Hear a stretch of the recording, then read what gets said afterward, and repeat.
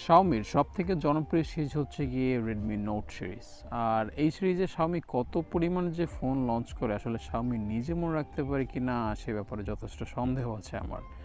যাই হোক, আজকে এই ভিডিওতে আমরা স্পেসিফিক একটি ফোন নিয়ে কথা বলবো, আর সেটি হচ্ছে গিয়ে Redmi Note 11 Pro global version. আর এই ফোনটি কিন্তু 5G ভেরিয়েন্টের একটি ফোন, তবে ফোনটি আনঅফিসিয়াল। আর অফিসিয়ালি এখনও ফোনটি অ্যাভেলেবেল না, হয়তো আপনি শীঘ্রই পেয়ে যেতে পারেন, তবে সে পর্যন্ত আপনাকে অপেক্ষা করতে হবে। যাই হোক, এবার আসা যাক ফোনটির দিকে। প্রথমে আমরা কথা বলি হচ্ছে গিয়ে বিল্ড কোয়ালিটি অ্যান্ড ডিজাইন নিয়ে। ফোনটি কিন্তু ডিজাইনের দিক থেকে যে করেই পছন্দ হবে, বেশ সুন্দর এবং মিনিমালিস্টিক ডিজাইন। আর বিল্ড ম্যাটেরিয়ালের দিক থেকে ফোনটির ব্যাক প্যানেল গ্লাসের, তবে এর সাইড ফ্রেম পলিকার্বনেট প্লাস্টিকের।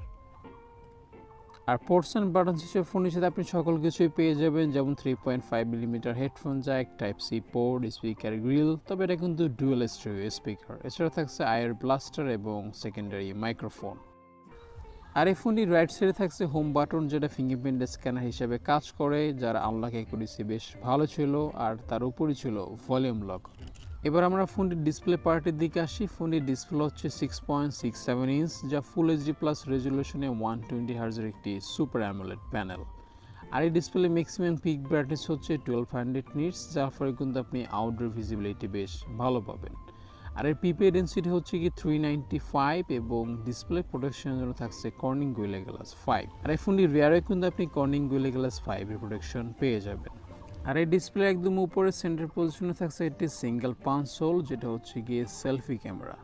তো এবার আমরা ফোনটির ক্যামেরা সেকশনের দিকে আসি। এই ফোনটির রিয়ারে আপনি ট্রিপল ক্যামেরা সেটআপ পেয়ে যাবেন, যার প্রাইমারি সেন্সর হচ্ছে গিয়ে 108 মেগাপিক্সেল, আর বাকি দুটি হচ্ছে গিয়ে 8 মেগাপিক্সেল এটি আলট্রা ওয়াইড শুটার f2.2 অ্যাপারচারের, এবং 2 মেগাপিক্সেল এটি ম্যাক্রো শুটার। আর এই ক্যামেরা দিয়ে সর্বোচ্চ ভিডিও রেকর্ড করা যাবে 30 fps এ ফুল এইচডি রেজুলেশনে, তবে এখানে 4K রেজুলেশনে ভিডিও রেকর্ড করার অপশনটা দেওয়া উচিত ছিল আমি মনে করি। আর এর যে সেলফি ক্যামেরা সেটি হচ্ছে কি 16 মেগাপিক্সেল, f2.4 হচ্ছে গিয়ে অ্যাপারচার ভ্যালু। আর এই ডিভাইসটির ব্যাটারি ক্যাপাসিটি হচ্ছে 5000 mAh, এবং বক্সের সাথে থাকছে 67 ওয়াটের ফাস্ট চার্জার। অলরাইট, তো এবার আমরা যদি ফোনটির নেটওয়ার্ক অ্যান্ড কানেক্টিভিটি দিকে আসি, ফোনটিতে আপনি পেয়ে যাবেন dual 4G support with 5G, এবং ওয়াইফাই 2.4 অ্যান্ড 5 GHz, এবং ব্লুটুথ 5.1। এছাড়া কিন্তু এই ফোনটিতে NFC সাপোর্ট পেয়ে যাবেন, যার ফলে আপনি কিন্তু NFC সকল সুযোগ সুবিধা উপভোগ করতে পারবেন। সো ফাইনালি আমরা চলে আসলাম ফোনটির পারফরমেন্স সেকশনে। এই ফোনটিতে প্রসেসর থাকছে Qualcomm Snapdragon 695, যা 6nm ফ্যাব্রিকেশনে তৈরি করা একটি অক্টাকোর প্রসেসর, যার আফটার ক্লক স্পিড হচ্ছে 2.2 GHz। আর এর জিপি হচ্ছে Adreno 619।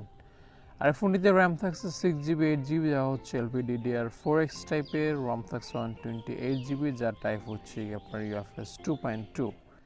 এছাড়া এই ফোনটি যে এক্সটার্নাল এসডি কার্ড স্লট আছে, সেখানে কিন্তু আপনি 1TB পর্যন্ত মেমোরি এক্সটেন্ড করতে পারবেন। স্ন্যাপড্রাগন 695 এই প্রসেসর দুটি কোর হচ্ছে 2.6 GHz ক্রায়ো 660 গোল্ড, এবং বাকি 6টি হচ্ছে 1.7 GHz ক্রায়ো 660 সিলভার। আর এই প্রসেসরটি পারফরমেন্স এর যে বড় ভাই 732G সেটা থেকে কিন্তু স্লাইটলি বেটার, যার ফলে কিন্তু আপনি হেভি টাস্কিং অথবা হচ্ছে কি আপনার গেমিং ওভারঅল সকল দিক থেকে বেশ ভালো পারফরমেন্স পাবেন।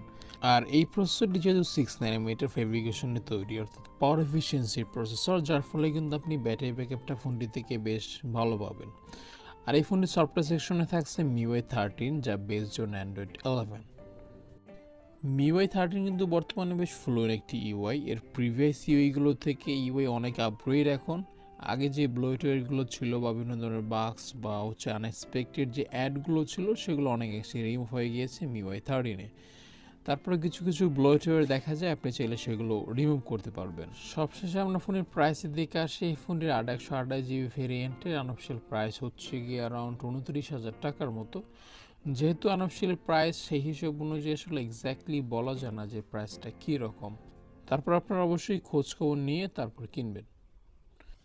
তো আমাদের আজকের ভিডিও এই পর্যন্তই Redmi Note 11 Pro 5G নিয়ে। আর এই ফোনটি সম্পর্কে যদি আপনার কোনো প্রশ্ন অথবা মতামত থেকে থাকে, সেটা অবশ্যই কমেন্ট সেকশনে জানাবেন আমাকে।